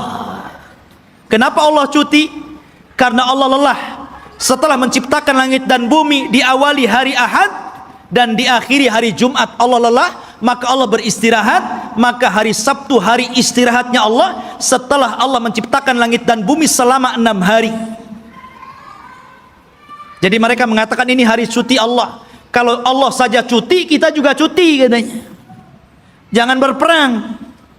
Ya. Tapi Allah kemudian bantah, wa ma massana min lughub. Kami tidak disentuh dengan keletihan, kata Allah. Enak saja kami istirahat. Ya. Maka kemudian ikhwatu fillah, karena perang ini terus berkecambung, hampir matahari tenggelam dan masuk ke hari Sabtu. Ini kalau matahari tenggelam masuk hari Sabtu kan nggak boleh perang tuh. Akhirnya Yusha bin Nun memperlihatkan mukjizatnya. Dia nunjuk kepada matahari, innaki ma'murah wa ana ma'mur. Kamu diperintah Allah, saya juga diperintah Allah. Jangan bergerak dulu sampai perang ini menang. Oh, berhenti matahari. Ya. Matahari diem. Betul-betul sampai menang perang itu, matahari nggak bergerak. Nah, itu mukjizatnya Yusha bin Nun, menghentikan matahari sampai menang perang, betul-betul menang. Akhirnya setelah menang baru matahari berjalan dan masuk ke hari Sabtu. Setelah menang inilah maka Allah perintahkan masuk ke Baitul Maqdis sajidan dengan penuh tawadu, dengan penuh merendahkan diri, menundukkan kepala. Kata Allah Subhanahu wa taala mengatakan, masuklah kalian dengan sujud. Maksud sujud itu maksudnya dengan ruku, karena sujud nggak mungkin bisa jalan orang sujud. Ya, dengan menundukkan kepala. Tapi Bani Israel ini degil. Ya. Disuruh maju masuk ke Baitul Maqdis nundukkan kepala, malah berbalik, malah kemudian berjalan lewat punggung, membelakangi Baitul Maqdis sampai mundur gitu. Disuruh maju nundukin pandangan, malah berbalik, malah mundur. Bayangkan Bani Israel. Ya. Sudah dikasih mukjizat, ditampakkan matahari, masih juga menentang Yusha ibn Nun. Bukan itu saja, mereka disuruh untuk membaca Hittah. Masuklah ke Baitul Maqdis dan bacakan Hittah. Hittah itu artinya, ya Allah ampuni dosa-dosaku, ya Allah ampuni dosa-dosaku. Digantinya kalimat Hittah menjadi Hintah. Bayangkan, apa Hintah? Ya Allah berikan makanan, ya Allah berikan makanan. Disuruh minta ampun malah minta makanan. Bani Israel, mereka sudah dimenangkan, tinggal masuk saja, masih kurang ajar gitu kan. Ma'asyiral muslimin rahimani wa rahimakumullah. Akhirnya mereka pun tinggal di Baitul Maqdis. Lah, ketika kemudian Yusha bin Nun berhasil menguasai Baitul Maqdis dan menempatkan orang-orang Yahudi atau Bani Israel di Baitul Maqdis dan menguasai Palestina, maka kemudian Yusha ibn Nun pun meninggal dunia. Ketika Yusha ibn Nun meninggal dunia, Maka di sini ikhwatu fiddin yang dimuliakan Allah Azza wa Jalla, ketika itu Bani Israel memiliki beberapa hukum. Pertama, mereka dipimpin oleh para nabi. Jadi ketika Yusha bin Nun meninggal, ada nabi. Kemudian nabi ini meninggal, muncul lagi nabi. Nabi ini meninggal, muncul lagi nabi. Bahkan ada satu tempat itu nabinya 3, rasulnya 3. Diutus banyak para nabi, ribuan para nabi diutus. Ketika itu yang memimpin para nabi. Akhirnya Bani Israel bosan, asik nabi terus yang mimpin. Kami mau raja, nggak mau nabi. Nah, bayangkan, nolak nabi, mau raja. Ya, ketika itu nabi yang terakhir yang diutus kepada mereka sebelum mereka menjadikan sistem kerajaan adalah Nabi Samuel. Dan Nabi Samuel ini pernah didapati kuburannya di zaman Umar bin Khattab ketika menyerbu Persia. Ketika Umar ibn Khattab berhasil menguasai Persia dan merebut Baitul Maqdis di tangannya, ketika itu dia menjajah satu kota. Rupanya di kota itu ada kuburan Nabi Samuel dan diagungkan penduduknya. Maka Umar ingin mencegah kesyirikan. Tengah malam digalinya kuburan Samuel, kemudian dipindah ke tempat lain, dijadikan 9 kuburan palsu, yang 1 asli, yang 8 palsu. Orang nggak tahu mana Samuel 1. Jadi bingung tuh. Yang tadinya suka minta-minta ke kuburan, bingung. Ini ada 9 kuburan, yang mana 1 yang Samuel ini? Coba kalau kuburan wali kayak gitu ya, bingung orang. Ya kan? Dikubur tuh. Dikubur tempat lain, malam-malam dibuat kuburan palsu banyak-banyak. Di zaman Umar bin Khattab.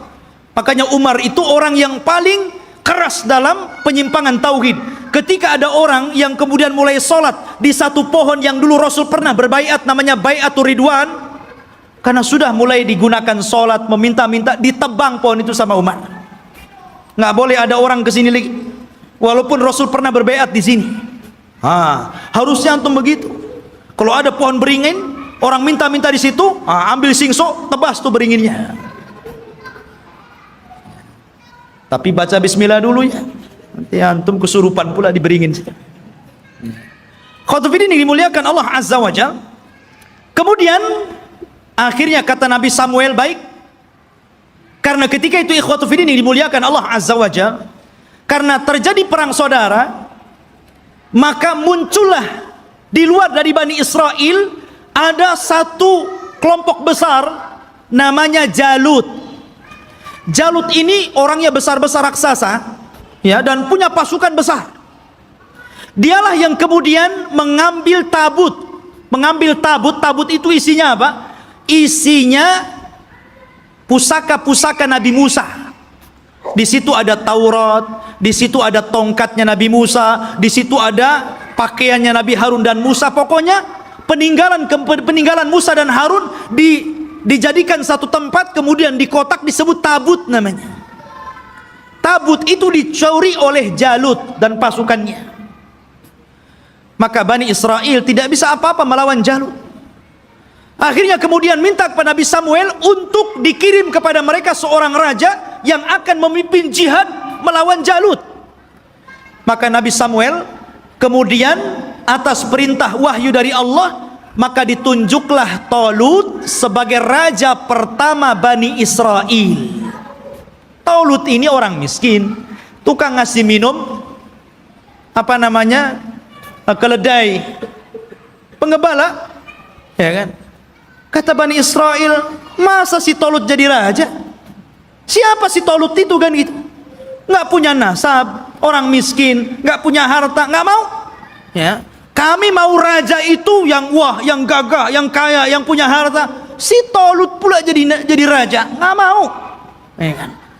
Akhirnya kemudian Allah Subhanahu wa taala tunjukkan kehebatan Talut ini. Diutusnya malaikat, kemudian malaikat ini mengambil tabut yang ada di Jalut, kemudian diserahkan kepada Talut, menunjukkan bahwa sekarang Talut sudah punya tabut. Kalian gak percaya juga dengan Talut? Dari situlah sebagian mereka mulai mau mengikuti Talut dan sebagian yang lainnya mau menolaknya. Maka Talut mengatakan, kita akan berangkat jihad, persiapkan kalian. Tapi Allah akan menguji kalian. Kalau nanti kalian melewati sungai, jangan banyak minum di situ. Kalau mau minum, bolehlah satu kepal, gurfatan wahid, ya satu dayung saja, nggak boleh banyak-banyak. Kalau banyak-banyak kalian akan kalah. Berangkatlah pasukan Talut menuju pasukan Jalut. Ya kan? Rupanya betul di tengah mereka ada sungai, karena mereka sudah kelelahan, kehausan, ada sungai. Wah, nggak peduli dengan Talut, minum banyak-banyak orang itu. Dari berapa ribu gitu kan, hanya tinggal separohnya yang masih nurut dengan Talut. Akhirnya yang ini pulang, nggak melihat pasukan Jalut gede-gede, nggak berani pulang. Ya, yang sedikit inilah kemudian mikir nih, ini tentara banyak, besar-besar, gimana cara melawan mereka? Akhirnya mereka nggak berani bergerak untuk melawan Jalut. Maka kemudian Nabi Musa, Nabi Raja Talut mengatakan, siapa yang akan berperang dan berhasil membunuh Jalut, maka aku kawinkan dia dengan putriku. Rupanya satu pun nggak bergerak. Ngapain dikawinkan kalau harus mati gitu? Iya kan? Nggak mau bergerak juga. Akhirnya ada anak muda namanya Daud. Dia berani tuh Daud tuh, yang kemudian belakangan menjadi nabi dan raja, Nabi Daud dan Raja Daud. Dia yang berani. Kemudian dia lempar tombaknya, kena Jalut, mati di tangan dia. Zaman dulu kalau sudah pemimpinnya mati, kalah orang itu. Ya kan? Meninggal di tangan Daud. Maka akhirnya Daud pun dinikahkan dengan putrinya Talut. Dan Talut mengatakan, kalau dia meninggal, maka orang ini yang akan menggantikan aku menjadi raja. Talut punya anak, tapi karena dia sudah berjanji, siapa yang membunuh Jalut, dia akan dinikahkan dengan putriku dan akan menjadi penggantiku. Maka setelah Talut meninggal dunia, mau tidak mau Daud diangkat jadi raja. Tapi anaknya Talut yang lain gak setuju. Ya kan? Harusnya anak yang jadi raja, kenapa Daud menantunya kan itu? Disitulah kemudian pecah Bani Israel menjadi dua kerajaan. Kerajaan anak-anaknya Talut dan kerajaan Daud. Dari sini ikhwatu fiddin mulai terjadi goncang. Ya. Tapi Nabi Daud ini ikhwan adalah orang yang cerdas. Karena Allah berikan mukjizat, tangannya itu bisa melembutkan besi. Ya. Jadi kalau besi itu nggak perlu dilas, dipotong-potong aja sama dia kan begitu. Wa alanna lahul hadid. Dia bisa melembutkan besi, bukan sulap ikhwan. Itu mukjizat. Kalau enggak gini aja dia. Ya kan? Mukjizatnya Nabi Daud. Dia punya kekuatan, akhirnya dia pun melawan anak-anaknya Talut yang lain dan mempersatukan kembali Bani Israel. Setelah dia meninggal, maka puncak kekuasaan Bani Israel ada di tangan putranya Daud, Nabi Sulaiman. Disitulah puncak kekuasaan Bani Israel, puncak kekuasaan Yahudi. Ya. Dan hanya ada 4 raja yang pernah menguasai sebagian besar dunia, yang 2 mukmin dan 2 kafir. Yang pertama mukmin, namanya Dzulqarnain, sebutkan dalam surah Al-Kahfi. Yang kedua Sulaiman, ini keduanya mukmin, dan keduanya kafir. Yang pertama Namrud di zaman Nabi Ibrahim, kemudian Bukhtun Nasr, nanti ada kisahnya akan nyusul. Ya. Jadi Sulaiman ini Allah Subhanahu wa taala berikan kekuasaan yang tidak diberikan kepada orang sebelum dan setelahnya. Dia bisa menundukkan awan, dia bisa menundukkan jin, dia bisa menundukkan burung-burung, dia bisa menundukkan tumbuh-tumbuhan. Masya Allah, ini raja alam nyata dan gaib ini, Nabi Sulaiman ini. Ya. Jadi jin tunduk sama dia. Bahkan yang membangun bangunan-bangunan itu jin. Jin itu yang bekerja kepada Sulaiman, membuat istana-istana. Makanya ketika Sulaiman meninggal dunia, jin itu kan tidak tahu yang gaib. Disangkanya Sulaiman masih hidup dan tidur di singgasana. Asik bekerja saja mereka kan. Baru setelah Sulaiman roboh dari singgasananya, kata jin, oh kalau tahu Sulaiman sudah mati dari dulu, ngapain saya kerja, katanya. Nah, dari sini menunjukkan jin itu tidak tahu yang gaib. Kalau jin tidak tahu yang gaib, berarti dukun lebih tidak tahu yang gaib. Karena dukun itu gurunya jin. Mereka itu para pendusta, nggak usah dibenarkan. Benarnya satu, dustanya itu 1000. Ya. Ma'asyiral muslimin rahimani wa rahimakumullah. Maka Sulaiman inilah puncak kekuasaan, dan di zaman Sulaiman ini beliau membangun satu tempat ibadah menggantikan tabut, namanya Haikal Sulaiman, yang sekarang menjadi mimpi orang Yahudi. Haikal Sulaiman, mimpinya orang Yahudi itu sampai hari ini. Sulaiman membuat haikal. Dialah yang pertama kali meninggikan Masjidil Aqsa. Jadi kalau Ibrahim meninggikan Masjidil Haram, kalau Masjidil Aqsa ditinggikan oleh Sulaiman. Dan ketika dia mendirikan Masjidil Aqsa, maka dia meminta kepada Allah 3. Satu, agar Allah memberikan hukum yang sesuai dengan hukum Allah. Yang kedua, agar diberikan kekuasaan yang tidak pernah diberikan kepada siapapun setelahnya. Yang ketiga, agar siapapun orang yang masuk ke masjid ini dan tidak ada niat kecuali sholat, keluar, maka dia sudah hilang dosanya seperti anak yang baru dilahirkan dari perut ibunya. Kata Rasul, aku berkehendak bahwa yang ketiga itu aku, kata Rasul. Karena yang kedua sudah dikabulkan. Dan Rasul pernah sholat di Baitul Maqdis. Kata Rasul, aku berharap aku yang ketiganya.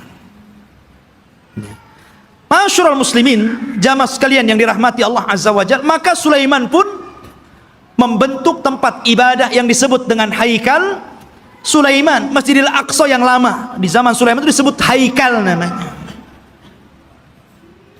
Baru kemudian roboh, kemudian dibesarkan, akhirnya menjadi besar. Lah Yahudi ini ingin mencari itu. Dulu ketika Sulaiman mendirikan Masjidil Aqsa yang disebut dengan Haikal itu, dari mana ke mana, berapa meter, lebarnya berapa meter, kemudian panjangnya berapa meter. Kalau sudah ketemu situs ini, maka mereka akan membangun Masjidil Aqsa mau dirobohkan, sehingga Haikal lah yang naik. Itu tujuan Yahudi sampai hari ini. Makanya mereka membolongi itu, Masjidil Aqsa itu bolong bawahnya, makanya tidak bisa menampung banyak-banyak. Kalau banyak nanti roboh itu. Karena di situ ikhwatu fiddin, di bawah tanahnya itu, di bawah tembok ratapan itu, mereka mencari-cari di mana tempat haikalnya Sulaiman ini.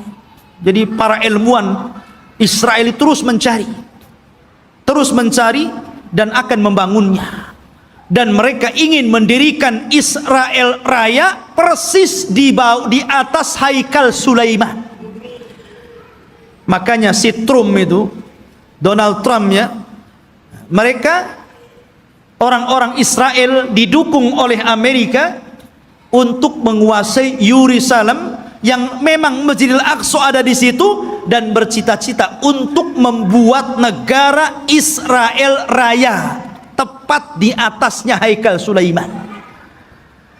Alhamdulillah, negara kita tegas menolaknya, dan negara-negara yang lain juga tegas. Bukan hanya orang Islam, di luar Islam pun sebagian mereka menolaknya. Tapi yang jelas saya katakan, yang namanya Yahudi dan Nasrani itu akan sekongkol sampai pun ketika Malhamatul Kubra di akhir zaman, perang besar yang tidak ada perang setelahnya, tetap saja Yahudi dan Nasrani itu akan sekongkol melawan kaum muslimin. Ya kan? Ma'asyiral muslimin, sampailah ketika Sulaiman meninggal dunia, anak-anak Sulaiman ini mulai berebut kekuasaan. Ya. Karena berebut kekuasaan, goncanglah Bani Israel. Sudah tidak ada raja lagi. Raja itu cuma 3 di zaman Bani Israel, Talut, Daud, dan Sulaiman. Setelah itu nggak ada raja lagi. Akhirnya mereka pun berpecah, satu demi satu berpecah. Lemahlah orang-orang Yahudi. Ketika mereka lemah inilah, maka bangsa-bangsa luar mulai menjajah orang-orang Yahudi.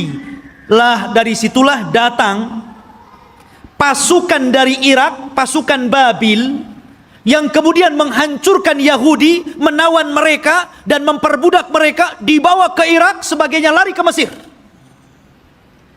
Dan ketika muncul seorang perdana menteri yang kemudian menguasai Babil, namanya Bukhtun Nasr, dialah yang kemudian menghancurkan negeri Palestina sehancur-hancurnya dan merobohkan Haikal Sulaiman.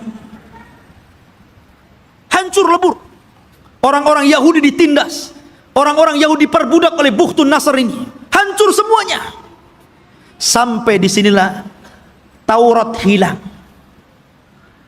Alwah Taurat hilang. Orang-orang Yahudi bingung. Akhirnya sebagian mereka mulai merangkai Taurat, sehingga akhirnya dari situlah kemudian campur tangan ucapan firman Allah dengan campur tangan ucapan manusia, mulailah muncul pada Taurat. Sehingga kemudian Taurat mulai berubah dari aslinya, yuharrifunal kalima an mawadi'i. Dari sinilah Yahudi tersesat, karena alwahnya Taurat, papannya hilang, berceceran kemana-mana. Karena Palestina dihancurkan Bukhtun Nasr. Lah ketika hancurnya Palestina ini, datanglah seorang nabi, namanya Uzair. Nabi Uzair, ya kan? Datang, kemudian melihat kehancuran Palestina yang luar biasa. Haikal Sulaiman roboh, kota Palestina hancur, orang Yahudi dibantai, orang Yahudi diperbudak di Babil, Irak, gitu kan. Maka dia berpikir, kaifa yuhyillahu ba'da mautiha. Bagaimana Allah bisa menghidupkan kota yang hancur setelah dulu kota ini sangat ramai, sangat indah, sangat bagus. Akhirnya Allah Subhanahu wa taala menidurkan Nabi Uzair 100 tahun. Fa amatahullahu mi'ata amin summa ba'atsah. Maka kemudian Uzair pun ditidurkan Allah 100 tahun. Kemudian dibangkitkan seolah-olah baru tidur sejam 2 jam, karena ditidurkan di waktu duhur dan dibangunkan di waktu asar. Asar ke duhur cuma berapa jam saja. Disangkanya hanya 2-3 jam dia tidur, padahal dia sudah 100 tahun ditidurkan. Dan Allah bolak-balikan badannya sehingga badannya tidak hancur, dan Allah biarkan badannya muda terus, sehingga ketika 100 tahun dia dibangkitkan, orang sudah tua dia masih muda.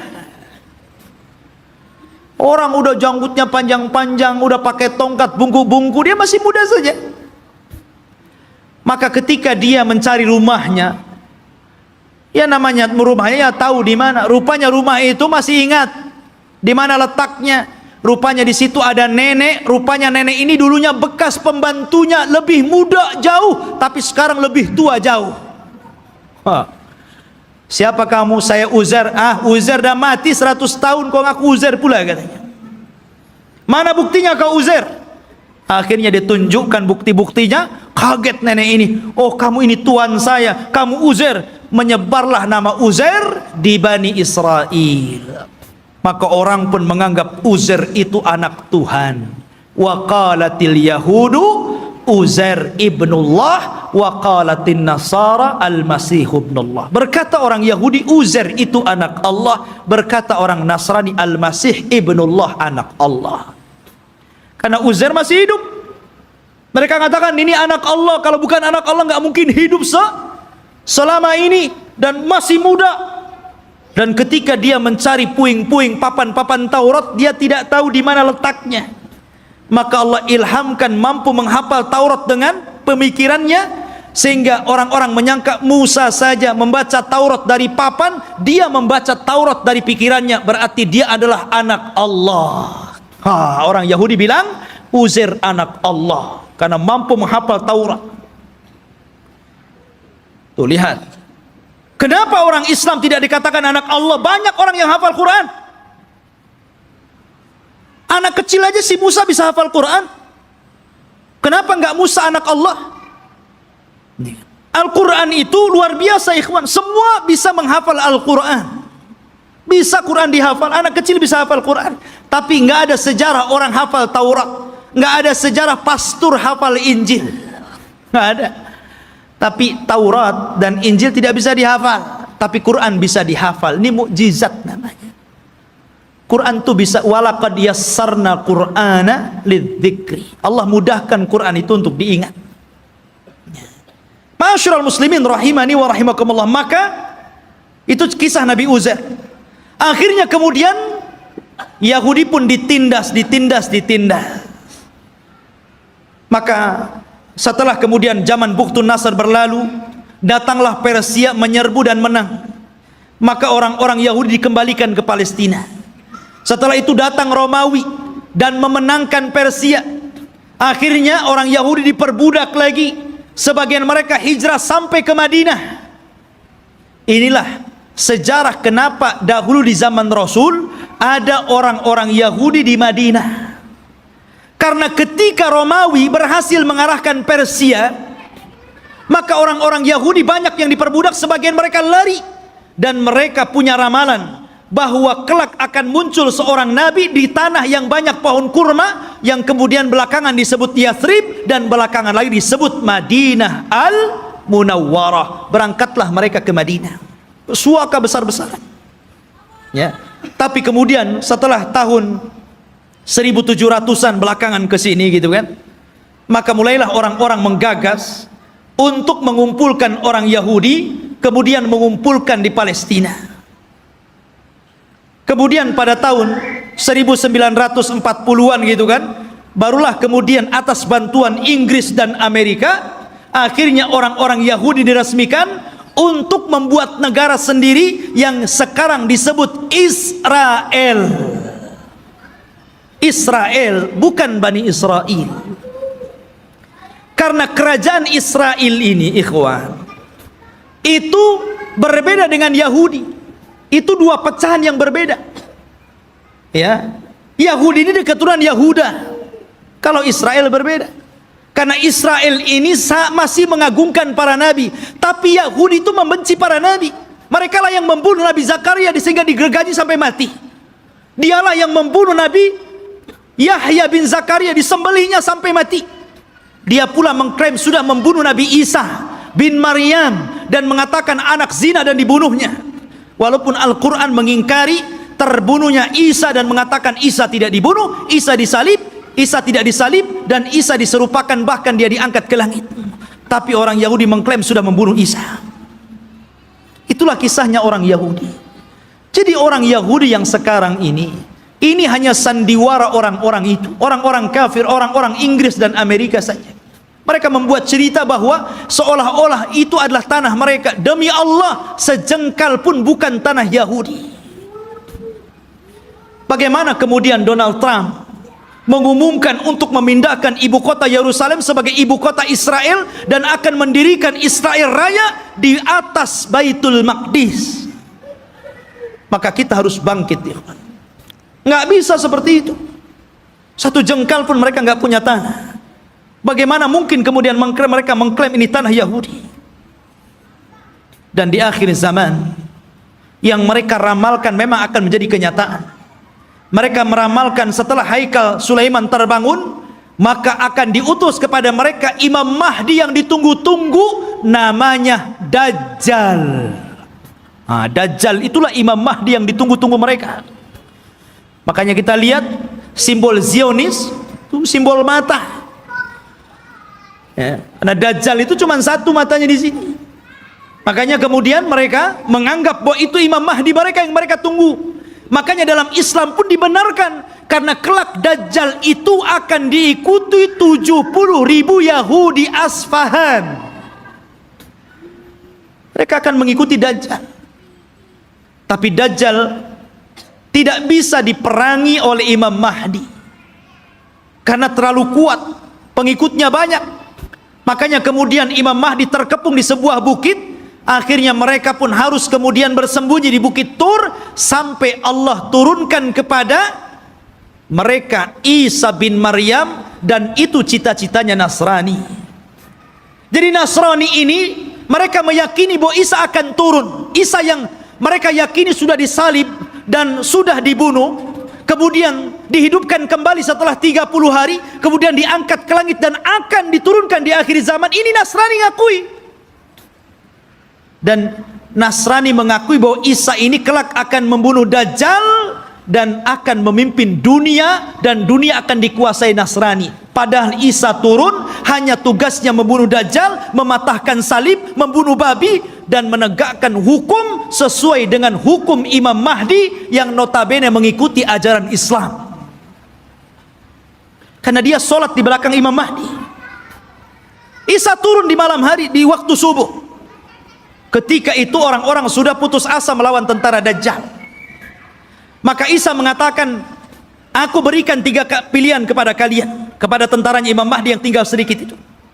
Aku berdoa kepada Allah agar Allah kirimkan tentara lain bukan kalian, supaya mereka yang menghancurkan Dajjal, dan Dajjal akan meninggal. Yang kedua, atau aku berdoa kepada Allah untuk dikirim bencana besar, agar Dajjal terkena bencana dan pasukannya, sehingga kalian diselamatkan tanpa harus berperang. Atau yang terakhir, kita perang, saya pimpin kalian. Dan saya akan berdoa kepada Allah agar pasukan Dajjal tidak sanggup mengangkat senjata, kalian tinggal penggal lehernya, aku yang menghadapi Dajjal. Kata mereka yang ketiga enak nampaknya nih. Ya. Akhirnya mereka pilih yang ketiga. Berangkatlah setelah sholat subuh, mereka tinggal menggal kepala. Orang Yahudi, Nasrani, dan para pengikut Dajjal nggak bisa apa-apa. Akhirnya mereka kalah, tunggang langgang, lari bersembunyi di batu. Batu bicara, hei ini Yahudi di belakang, bunuh dia. Lari di mana-mana, di setiap tempat dia sembunyi, makhluk Allah bicara di situ. Kecuali satu pohon yang tidak mau bicara, namanya pohon Gharqad. Hadis ini bocor kepada orang Yahudi, sehingga Yahudi nanam banyak-banyak pohon Gharqad di Israel, tapi sayang kemarin kebakaran. Nanam lagi dari awal. Ma'asyiral muslimin rahimani wa rahimakumullah. Gharqad ini nggak mau ngomong. Ya, makanya orang Yahudi, Gharqad ini bukan cemara. Memang bentuknya kayak cemara, tapi cemara bukan Gharqad. Ya.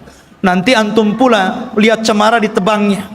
Ini pohonnya Yahudi, nanti Yahudi sembunyi di sini katanya. Bukan, Gharqad lah, bukan cemara. Ya. Intinya ikhwatu fiddin yang dimuliakan Allah Azza wa Jalla, maka Dajjal berhadapan dengan Nabi Isa, dan Isa pun berhasil membunuh dan membawa kepalanya. Kemudian diberitahu kepada orang-orang bahwa dia telah membunuh Dajjal. Maka sebagian yang selamat dari orang-orang Nasrani kemudian beriman kepada Isa bin Maryam atas syariat Muhammad, sehingga Allah isyaratkan dalam Al-Quran, wa immin ahlil kitab illa la yu'minanna bihi qabla mautihi. Dan sebagian ahli kitab akan beriman kepada syariat Muhammad lewat Nabi Isa sebelum kematian Isa. Isa pun hidup selama 40 tahun. Di selang hidupnya inilah muncul fitnah yang lebih besar dibandingkan fitnah Dajjal. Fitnah apa? Munculnya satu kabilah yang bernama Ya'juj dan Ma'juj, dari keturunan Yafis ibn Nuh alaihi salatu wassalam. Satu kaum yang tidak bisa diperangi, tidak bisa dibunuh. Pasukan mereka banyak, satu dari kita 999 dari mereka. Anda bisa bayangkan. Jadi kalau kita melawan mereka, jadi satu dari kita melawan 999 dari mereka. Bayangkan. Sehingga ketika Allah azab dengan mengutus ulat, dan mereka mati semua dengan ulat tersebut, bangkai mereka rata, sehingga setiap satu jengkal di tanah ada bangkainya. Nabi Isa berdoa kepada Allah agar Allah bersihkan bangkai-bangkai mereka. Maka diutuslah burung pemangkai bangkai, tapi juga tidak habis semuanya. Maka Isa berdoa lagi agar diturunkan hujan dan banjir besar, akhirnya membawa jasad itu ke lautan dan menjadikan bumi kembali subur. Maka dari situlah mulailah berlangsung tanda-tanda alamat besar. Karena alamat besar itu kalau sudah datang, maka tasalsul akan terus berganti sampai kiamat dibangkitkan. Oleh karena itulah ikhwatu fiddin, inilah kisah Palestina dan Yahudi. Semoga menjadi pencerahan dan pengetahuan bagi kita. Semoga Allah subhanahu wa ta'ala mendoakan saudara-saudara kita yang ada di Palestina dan menggagalkan keinginan orang-orang kafir untuk menjadikan Yerusalem sebagai ibu kota Israel yang akan dibentuk sebuah negara Israel Raya, mimpi mereka. Tapi kita umat Islam tidak akan setuju dengan itu. Kita doakan terus agar saudara-saudara kita dimenangkan oleh Allah dan dihancurkan orang-orang kafir. Subhanakallah bihamdika asyhadu an la ilaha illa anta astaghfiruka wa atubu ilaik. Allahu ta'ala alam. Assalamualaikum warahmatullahi wabarakatuh.